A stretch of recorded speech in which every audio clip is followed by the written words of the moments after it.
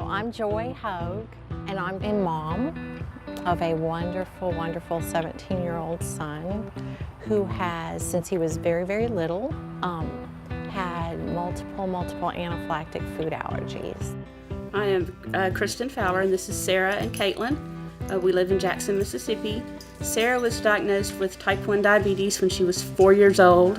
Caitlin, about 3 years ago, we went to the ER with pain in her side, expecting appendix, and found out that she had a teratoma tumor on her left ovary. I'm Sheldon Smith. I'm Keishana Smith. We have 2 kids, Deshawn Smith and Trinity Smith, and both of them have sickle cell disease.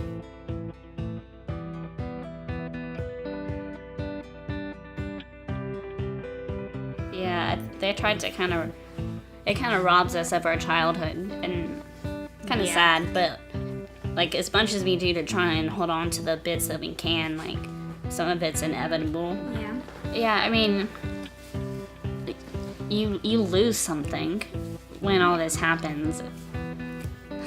Woo!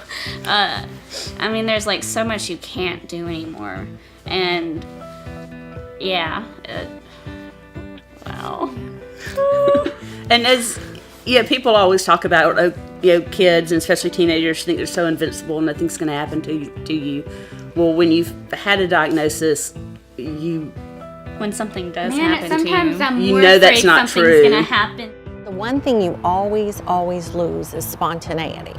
And I remember too thinking, he was in nursery school and thinking, I don't even know how he's ever going to leave the house again.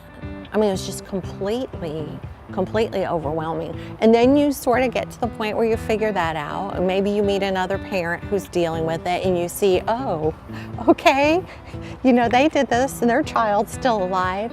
But then it is, especially when they go to school and you're like handing them off to anybody, it's terrifying. I tend to, like most men, we ball it up into a little knot and then you just hold it inside until you lose your mind. But my wife is, she's the total opposite. You have these 15-minute appointments, and they spent 3 days in the hospital teaching us how to keep her alive, but you're so overwhelmed that they really just teach you the basics because that's all you can comprehend at the moment. Yeah.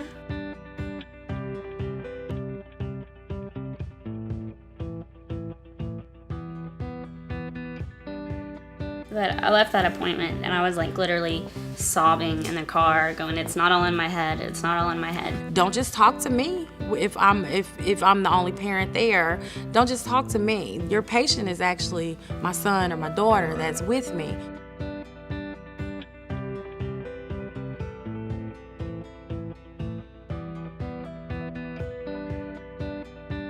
It's so scary, but just to remember that you are an expert. Nobody's as passionate of as an advocate as you are, and that the law is almost always on your side.